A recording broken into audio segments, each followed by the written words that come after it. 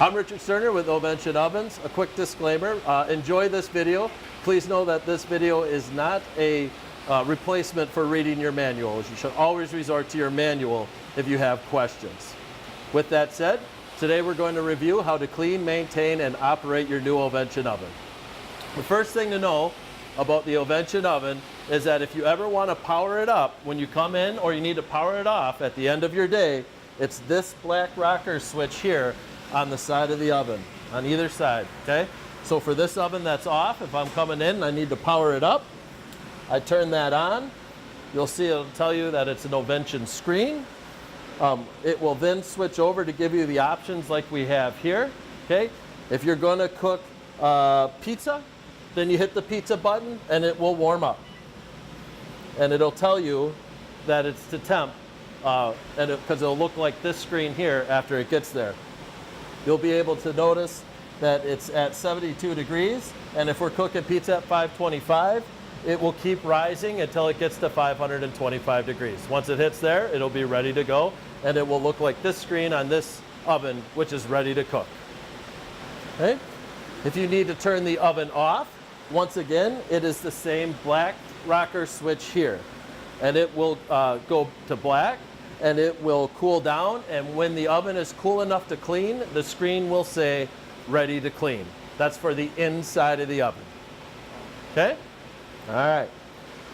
You'll also notice on our ovens that we have red and yellow power switches over here. These are the main power switches, okay? You never want to turn these off. The only time you would ever turn one of these off is if a certified electrician, or a certified technician, or a certified service agent told you to turn this off. Here's the reason you don't ever want to turn this off.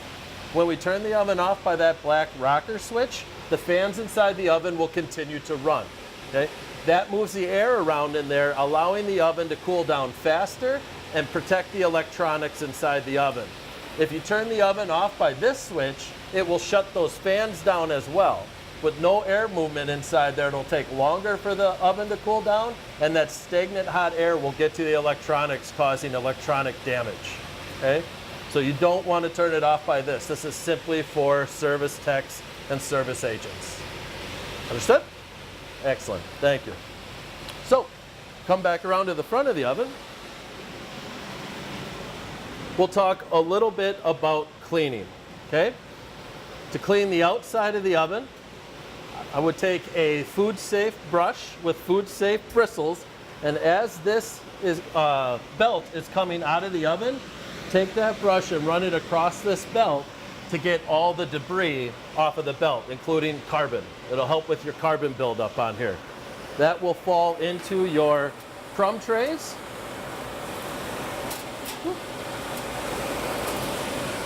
Which can then come out, and you can dump them, wipe them down. They're dishwasher safe because they're outside of the oven, and then you replace your crumb trays. And you replace them by sliding the back up into the slot here, and then you have two hooks that go into the acceptant holes here and here. Okay? So back up and then hook it in. I see a lot of nodding. That's very good. So that's how we clean the outside of the oven. We have another crumb tray on this side here too that can come off, and of course they're top and bottom ovens. All right? That's the outside of the oven. On the inside of the oven, after you've turned the oven off and it says ready to clean on the screen because it's at the proper temperature to clean, you can then unlatch the sides of the doors. We can open the oven and we pull out the jet plates. Okay? These jet plates are what the air is forced through. It's what you hear coming from this oven. It's what allows us to cook fast and even. Okay? These little holes essentially create little tornadoes. So if these holes get plugged up from lack of cleaning, it will change the consistency of your cook because you've changed the consistency of the airflow coming through your jet plates. All right? These jet plates should always be cleaned with this non-caustic cleaner. Okay? Reason for that is if we think about a caustic cleaner versus a non-caustic cleaner, a caustic cleaner is like battery acid. It's a high degreaser. It's the stuff they warn you about getting on your skin, in your eyes, stuff that can hurt you, right? A non-caustic cleaner is closer to something like vinegar, right? It's still going to do a good job cleaning, but it's not nearly as caustic. The reason that we talk about that is because these ovens have catalysts on the inside of them. They're the little honeycomb rectangle looking parts that are in the top left and the bottom right of each oven. If that caustic cleaner gets into those catalysts will fail. Now the oven will still work, but it will no longer transform grease. So the oven will start collecting grease, okay? It will also void your warranty. So you need to use the non-caustic cleaner. Have to use it. This is available through any dealer that you want. And if you use a particular chemical company, we can get the SDS sheet through them and approve your non-caustic cleaner to use on our ovens. Once these are cleaned out, soaked and wiped down, we can then place them back into the oven. And they go into these little slots here.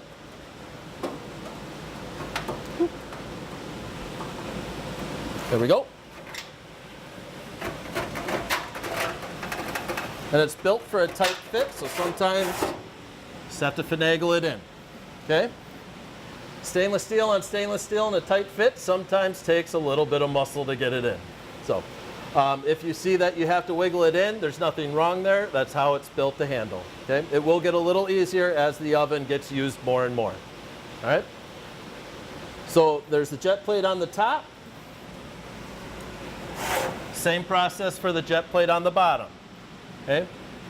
Always make sure when you put them in that your bottom one has the holes pointing upwards and your top one has the holes pointing downwards. This is what creates that tornado coming from the top and the bottom. All right.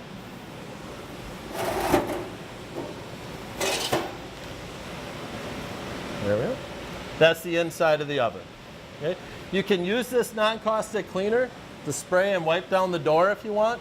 But if you spray inside the oven, absolutely make sure you're always using a non-caustic cleaner.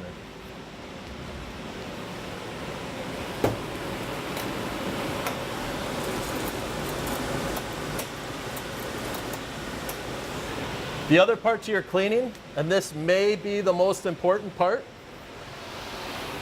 is that in the back of these ovens, on both sides, are these air filters, okay? These air filters get washed with soap and water, and then they dry, so you can even set them on the table overnight. Just let them dry, and then once they're dry, they get placed back here into the little slot over the other fans, okay? The reason those air filters are so important is much like the fan here. When you turn it off and the fans are running to cool the oven down, it's sucking the ambient air in through those air filters so that it can cool the oven down. If those air filters are not clean, then it's not bringing air in, and it's going to take longer and longer for your oven to cool down, and it's going to eventually cause electronic damage. How often do you want this cleaned? A lot of operations do it daily. Yep, and my recommendation would be to do it daily. Yep. Can it be put back on wet, or does it need to be completely dry when it's put back on? I would say completely dry, because if it tries to start sucking air in and now it's sucking water in, Sure. you know, heat and water are both just as bad. Well, it would be at the end of an event, so it would be put back on wet and not used till the next day at the earliest. I hear you. So it would dry overnight in Correct. place? Yeah. The only thing I could think of that would happen is if that water drips down and gets into where it goes in, and then you start getting rusting from standing water over time. So I would let them dry before you put them back. Sure. Great question. Thank you. Actually, of all the demos I've done, that's the first time anybody's ever asked me that. It's a great question. Well, I'm writing the equipment manual, so. Oh, well, great job. Yes, sir. Lisa, is there anything else other than pizza that we're going to put through this? To my knowledge, no. That would be a Chef Jordan question. Okay. But I believe it's only The only thing that's going through these ovens is gonna be pizza. Okay, because you had said we had the multiple settings. I didn't know if we, like I said, we're all kind of learning at the same time what's going to go on up here. So I just didn't know what else, if there's going to be anything else going through there. And what we can do is if all you're doing is pizza and you just want that one pizza setting, we can actually eliminate the other settings or make them all the same pizza setting so that people can't hit the wrong setting.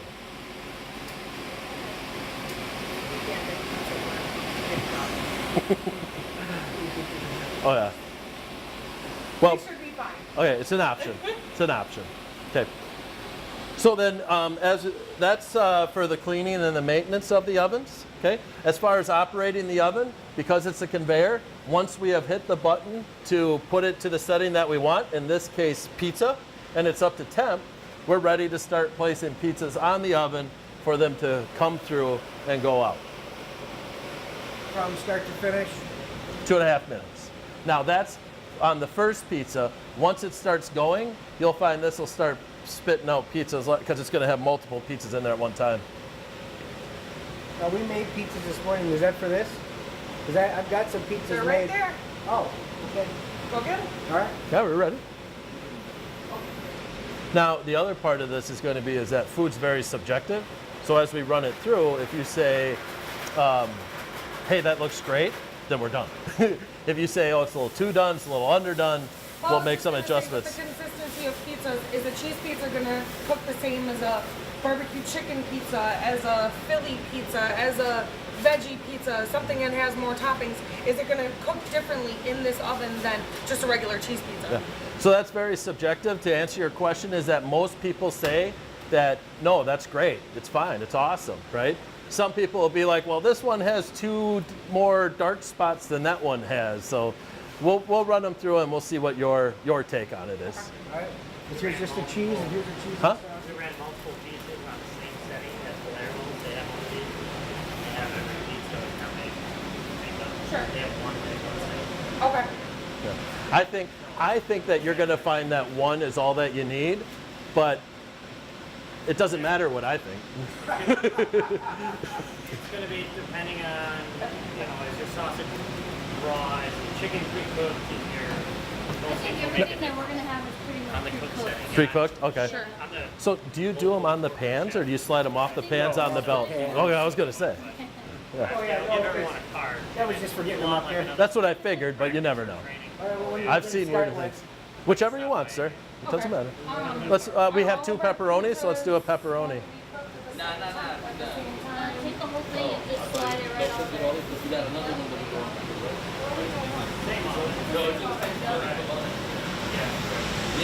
The question is that we cook a sausage. You want it. Yes? Yep, perfect. That's it? That's it. I can do that. Yeah, same thing.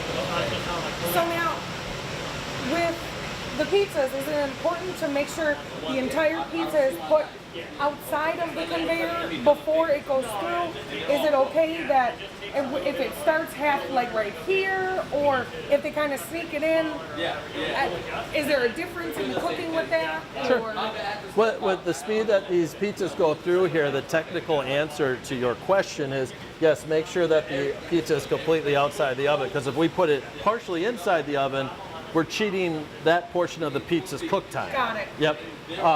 But this is only for you to determine if 3 inches of the pizza ends up inside the cavity right out of the gate and it comes out looking perfectly acceptable to you, Sure. then each operation's a little different.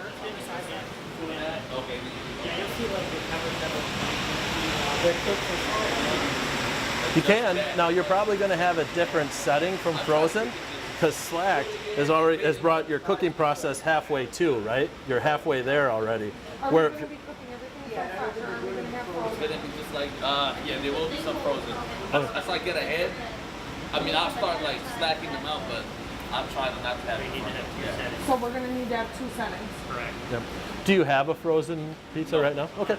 What I'll do is we'll have to test it, Chef. You're absolutely right, but we have a pretty good idea on what that's going to be.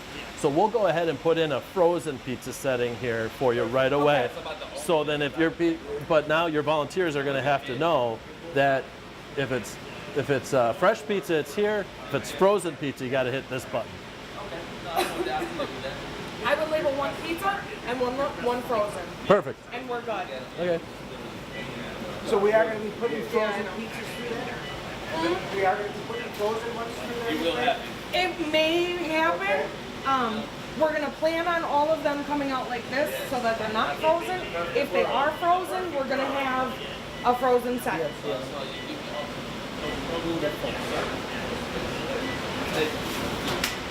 My bad. I know.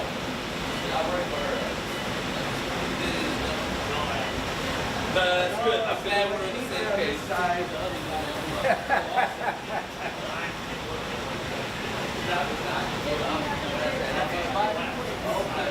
didn't bring it in. Because we're in our room yet. I haven't come through. Oh, really? Well, that's what I was told this morning, but that's okay. Somebody's working on the Eastern. There you go, yeah. East Coast. I was just Start to finish fresh is 2.5 minutes. correct. Start to finish frozen is 3.5. As of right now, we will test a frozen pizza, but I believe it'll be 3.5 for frozen. Yep. Yep. Yep.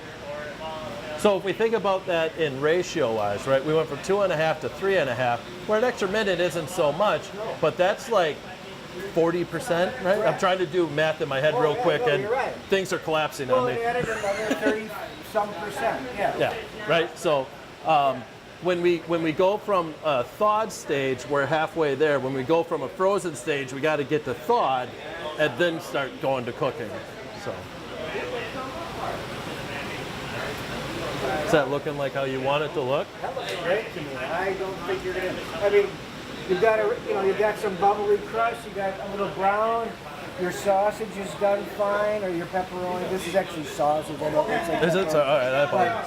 It's done fine. Yeah, I'd say that's pretty close. I'm gonna cut it open and see where we're at. Okay, great. Well, we appreciate it. And I think, and if you want to wait a second till the cheese one comes out, so we can compare it side by side and make sure, yeah. So then it's not cut. We won't do anything. I don't have anything up here yet, anyway. Okay.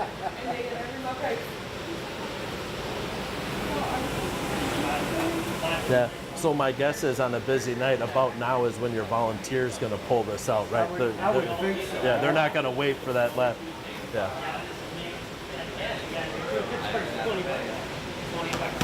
The first How's that look? Majeski pizza. Does it look good? it's pretty. It's pretty. Take a picture.